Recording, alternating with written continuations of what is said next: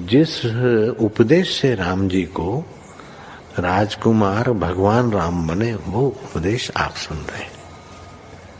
कितना ऊंचा ग्रंथ है। इसको वाल्मीकि रामायण भी बोलते, योग वशिष्ठ महारामायण भी बोलते। राम तीर्थ ने इसी का बार बार अध्ययन किया था। ये आप भी शांत हो जाएंगे परमात्मा में, और दूसरों को भी शांति देने की क्षमता देने वाला ये सदग्रंथ है। इसको वेदांत का सिद्धांत ग्रंथ बोलते हैं। दूसरे होते प्रक्रिया ग्रंथ। ये करके फिर कब वो आचार्य बनो तब समझो, ये तो थोड़ा पढ़ो और फिर वही सिद्धांत की बात। तो बार बार योग वशिष्ठ महारामायण विचारने योग। ओम श्री सद्गुरु परमात्मने नमः। श्री योग वशिष्ठ महारामायण उपशम प्रकरण सर्ग 33। श्री वशिष्ठ जी बोले, हे रामचंद्र जी, जब इस प्रकार बड़े शब्द से देवता कहने लगे, तब माधव आकर बोले कि हे देवगणों, तुम शोक मत करो। प्रहलाद मेरा भक्त है, इसका यह अंत का जन्म है और अब मोक्ष को प्राप्त होकर फिर जन्म न पावेगा। हे देवगण, गुणवान के गुणों को त्याग कर द्वेष ग्रहण करना अनर्थ रूप होता है, और जो प्रथम गुणों से रहित निर्गुण हो और उनको त्याग कर गुण ग्रहण करे और शास्त्र मार्ग में विचरे, तो यह सुखदायक होता है। प्रहलाद की विचित्र चेष्टा तुमको सुखदायक होगी। अब तुम अपने स्थानों में जाओ। प्रहलाद मेरा भक्त है। इतना कहकर वशिष्ठ जी बोले कि हे रामचंद्र जी, इस प्रकार कहकर भगवान क्षीर समुद्र में अंतर्धान हो गए। देवता नमस्कार करके अपने अपने स्थानों में गए और प्रहलाद से द्वेष भावना त्याग दी।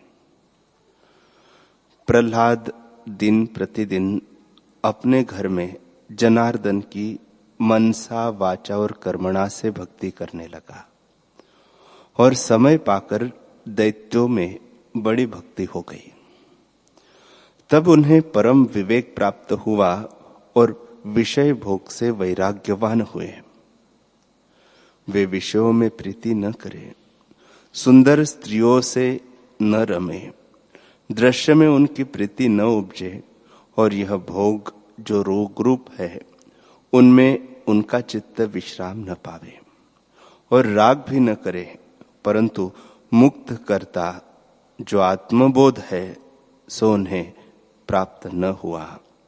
वे मुक्त फल के निकट आ स्थित हुए और भोगों की अभिलाषा त्याग कर निर्मल हो गए। परम समाधि को वे न प्राप्त हुए, चित्त अवस्था में डोलायमान हो रहे।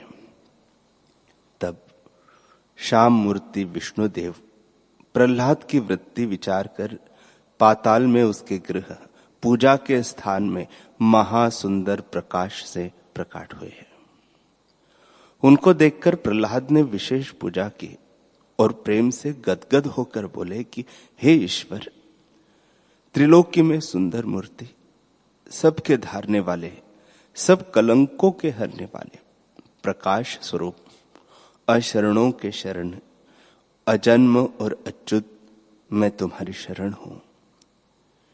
हे नीलोत्पल और कमलों के पर्वत, श्याम रूप अनेक चरित्रों को तुम धरने वाले हो।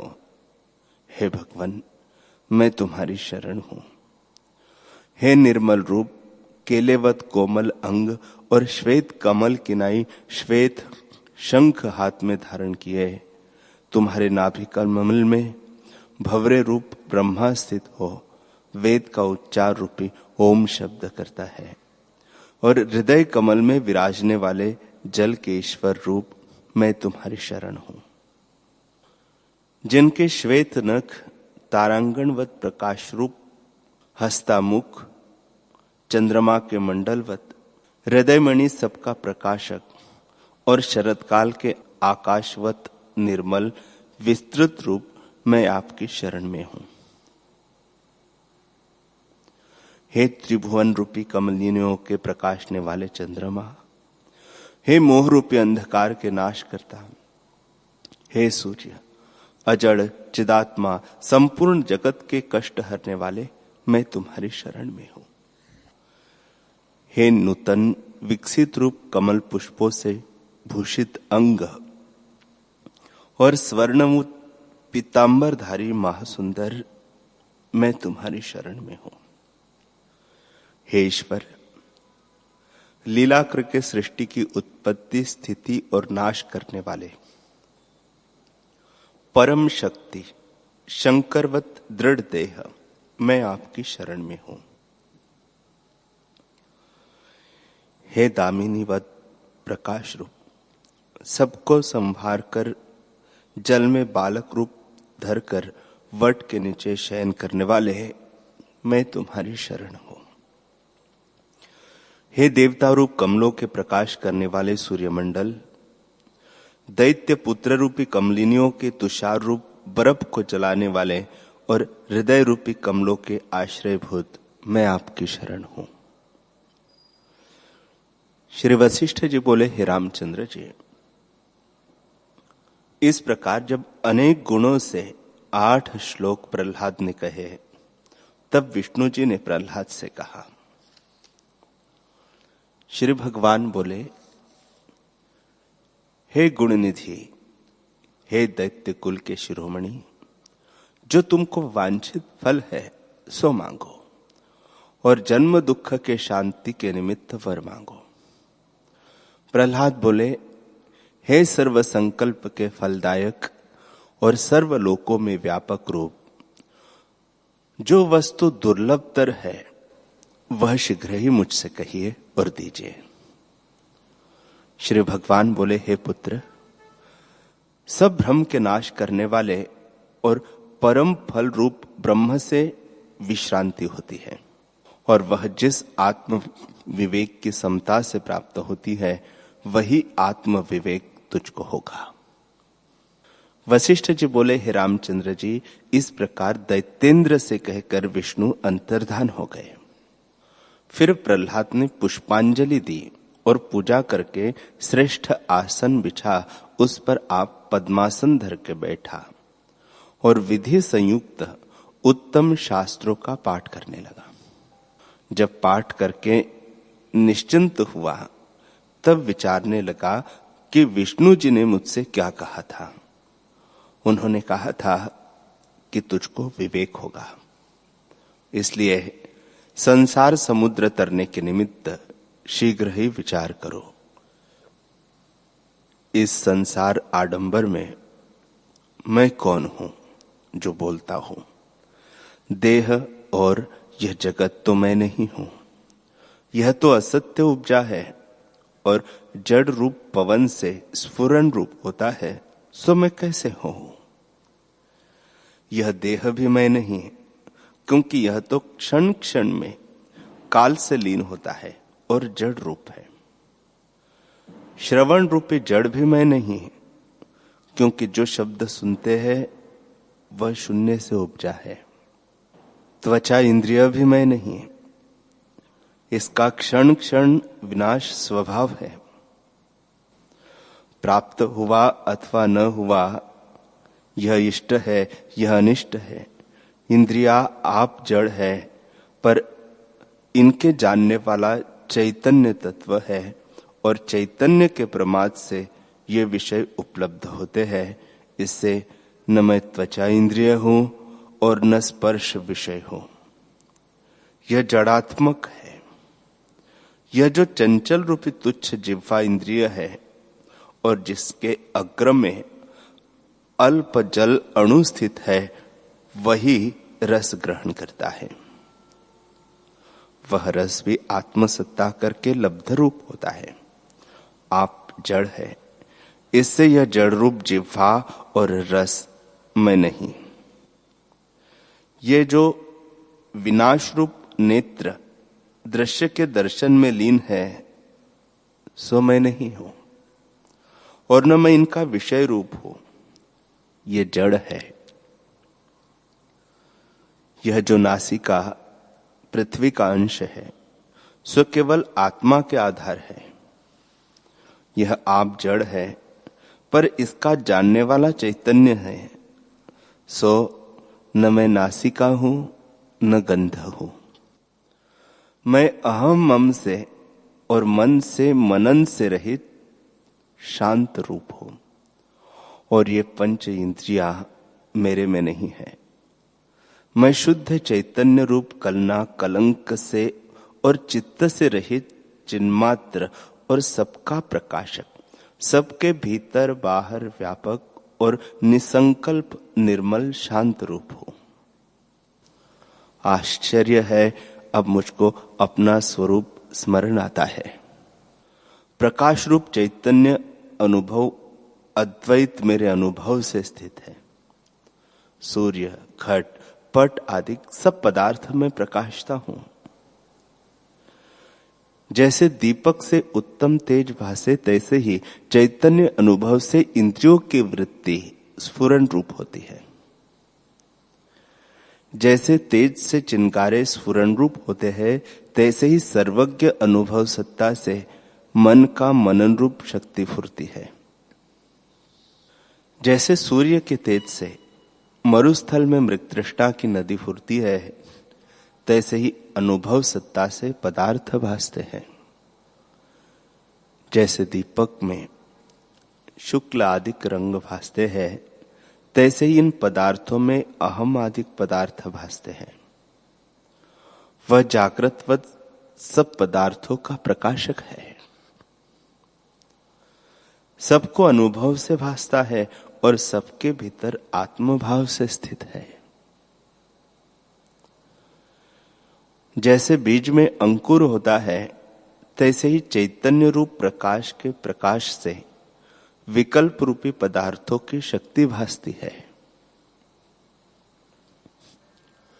उष्ण रूपी सूर्य, शीतल रूपी चंद्रमा, घन रूपी पर्वत, द्रवता रूपी जल है, और इसी प्रकार अनुभव सत्ता से सकल पदार्थ प्रकट होते हैं।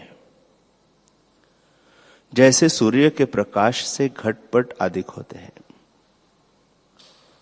ब्रह्मा, विष्णु, इंद्र ये सब के कारण रूप जगत में स्थित है, और इसका कारण अनुभव तत्व आदि अंत से रहित और सब कारणों का कारण है। जैसे बर्फ से शीतलता उपजती है, तैसे ही अनुभव से जगत उदय हुआ है। चित्त, चैत्य, दृश्य, दर्शन, कलना से रहित प्रकाश रूप सत्ता मेरा आत्मा, मुझको नमस्कार है। इसी से सर्वभूत उत्पन्न और स्थित होकर फिर लय होते हैं। सो निर्विकल्प चैतन्य सबका आश्रयभूत आत्मा है, जो इस चित्त से अंतःकरण में कल्पता है, वही होता है। आत्मा से रहित सत्य भी असत्य हो जाता है।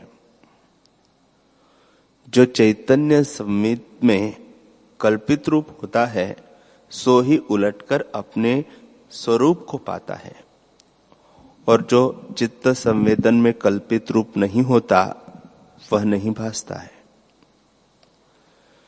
ये जो घटपट आदि पदार्थों के समूह भासते हैं, वे विस्तृत रूप चिदाकाश दर्पण में प्रतिबिंबित है,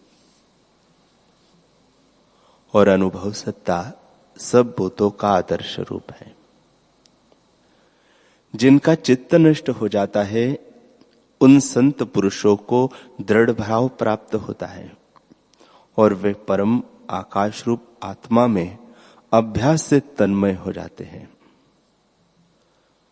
अनुभव सत्ता पदार्थों के वृद्ध होने से वृद्ध नहीं होती, और नष्ट होने से नष्ट भी नहीं होती। पदार्थों के भाव अभाव में सत्ता सामान्य ज्यों की त्यों है। जैसे सूर्य के प्रतिबिंब में घट सत्य हो अथवा असत्य हो, सूर्य ज्यों का त्यों है।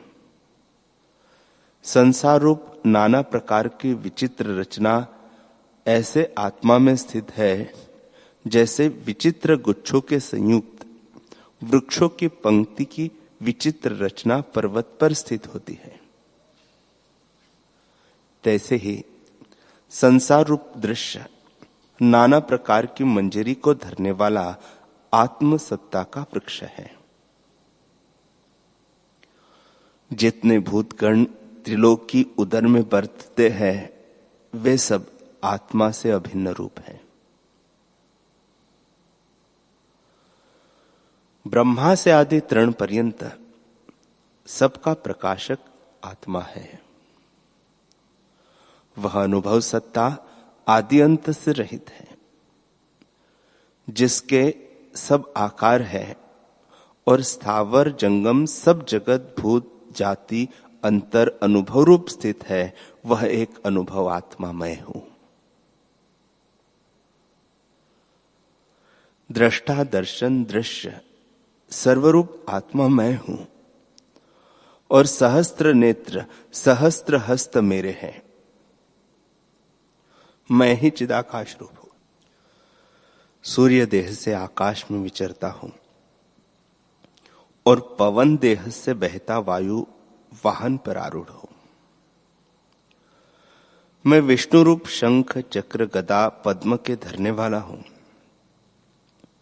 सब सौभाग्य देखने वाला हूं और सब दैत्यों को भगाता और नाश करता मैं ही हूं। मैं नाभि कमल से उत्पन्न हुआ हूं। पद्मासन से निर्विकल्प समाधि में स्थित रूप ब्रह्मा हूं और मन वृत्ति रूप को प्राप्त हुआ हूं। मैंने ही त्रिनेत्र आकार लिया है। गौरी मेरी अर्धांगिनी है और सृष्टि के अंत में सबको मैं ही संहार करता हूं। जैसे कोई अपने अंगों को संकोच ले तैसे ही मैं संहार करता हूं। त्रिलोकी रूपी मठी की इंद्र रूप होकर मैं पालना करता हूं और कर्मों के अनुसार जैसा कोई भाव करे तैसा फल भी देता हूं। तृण बेली और गुच्छों में रस होकर मैं स्थित हूं। मैं ही उत्पत्ति करता और चेतन रूप हूं और लीला के निमित्त जगत आडंबर विस्तार रूप मैंने ही किया है।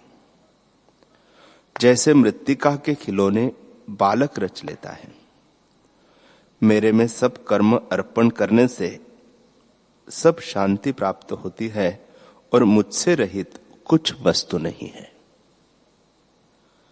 मैं सत्ता स्वरूप आदर्श हूं।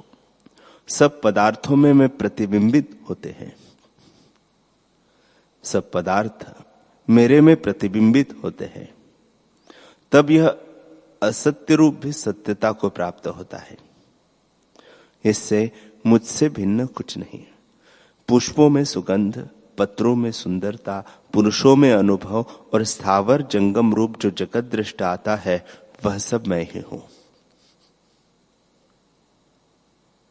मैं सब संकल्प से रहित परम चैतन्य हूं और अहम तुम आदिक से परे हो। जल में रस शक्ति, अग्नि में उष्णता और बर्फ में शीतलता मैं ही हूं।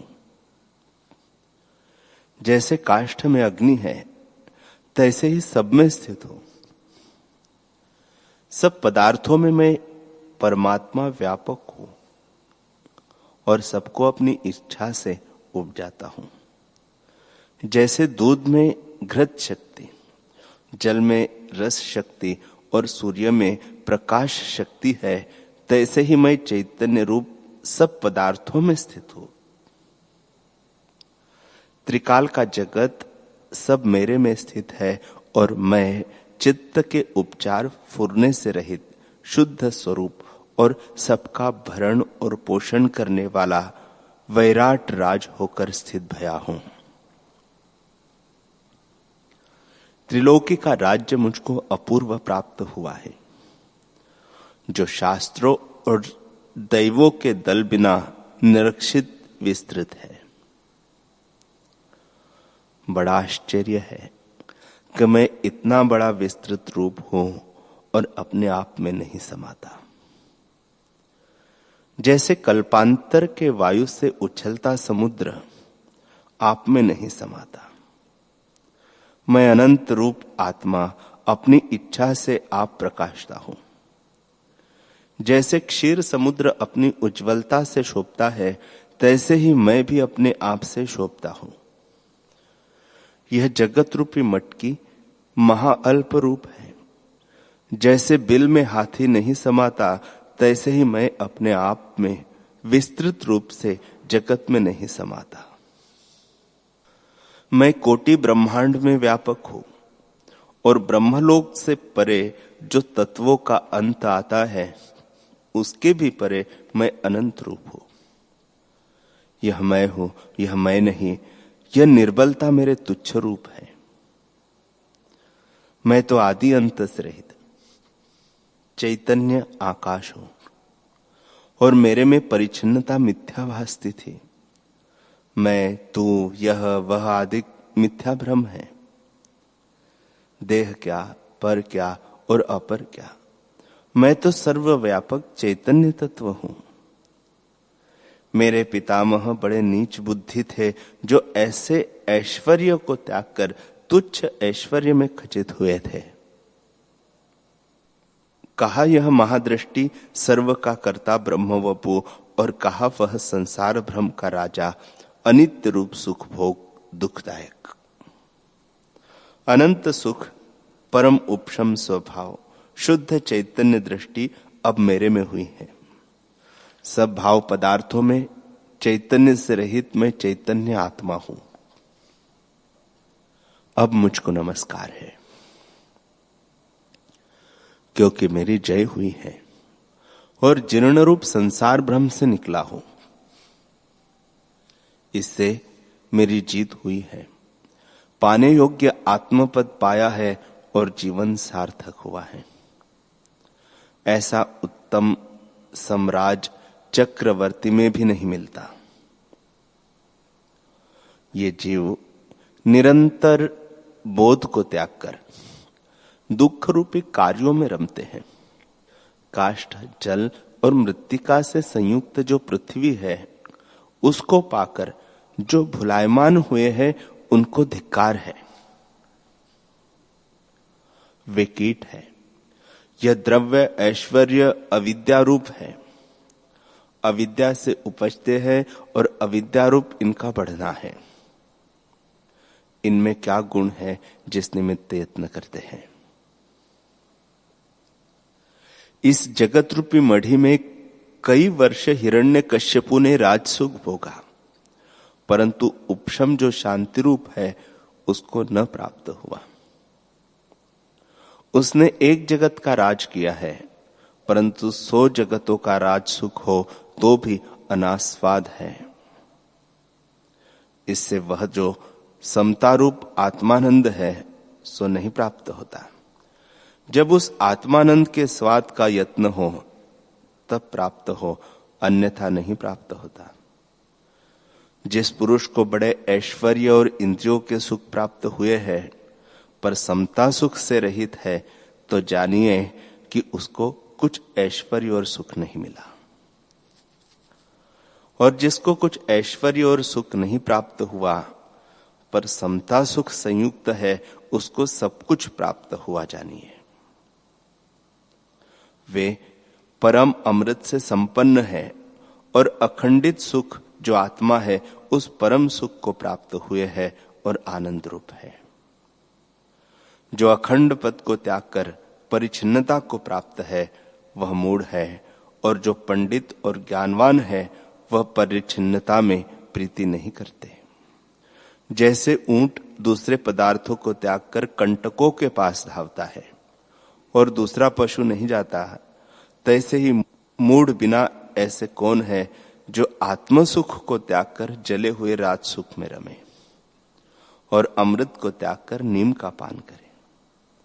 मेरे पितामह और जो बड़े सब मूढ़ हुए हैं, वे इस परम अमृत रूप दृष्टि को त्याग कर राजकंटक में प्रीतिमान हुए हैं।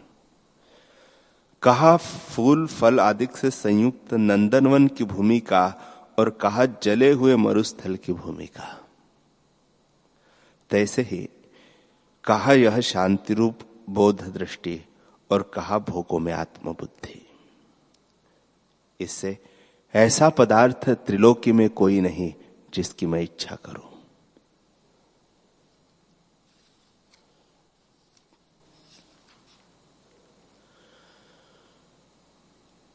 हरि ओम,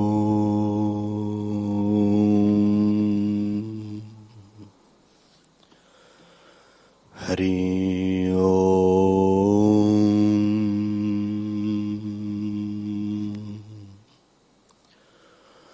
हरि ओम।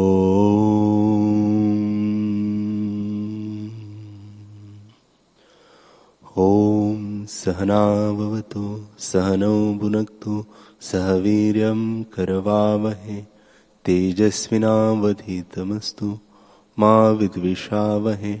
ओम शांति शांति शांति। श्री सद्गुरुदेव भगवान की जय।